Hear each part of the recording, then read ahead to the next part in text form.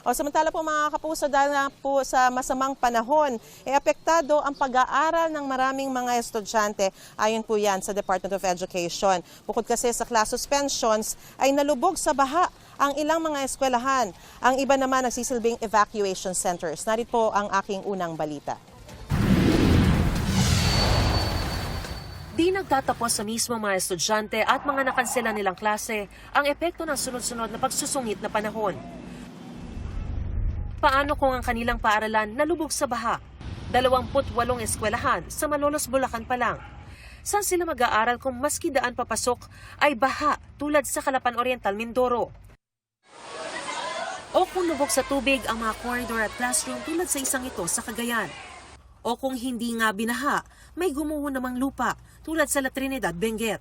Ayon kay Department of Education Secretary Sonny Angara, nagsisikap pa rin magklase, hindi nga lang face-to-face. So, nag-develop tayo ng mga modality na pwedeng nasa bahay lang, pero may ongoing learning programs. Ang iba naman tulad nitong Santolan Elementary School, ginamit na evacuation center.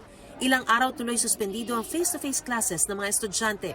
Kaya hiling ng principal kay Angara na dumalaw rito, magkaroon ng hiwalay na evacuation center. Kung meron pong evacuation center po na dagdag, ang school po natin hindi po maaapektuhan. That's always the target to have face-to-face schooling. We'll need the help of DPWH siguro dyan dahil yung batas dyan is DPWH yung responsibility to build evacuation centers.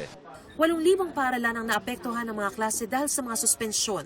Ang initial report sa amin, covering over 6 million students na cancellations. Pati mga magulang nag-aalala na sa pagkatuto ng mga estudyante kung hindi face-to-face ang klase. Kasi mahirap po pag sa bahay hindi po natuturuan ng maayos kasi lalo na ako, may baby pa ako. Parang putol-putol ngayon, hino-home study ko siya. Ayon sa DepEd, may mga nakalaang paraan daw sa bagong 3-term school year para habulin ang mga araw ng pagkawala ng klase at maibsan ang learning loss. Ito ang unang balita. Mariz Umali, GMA News.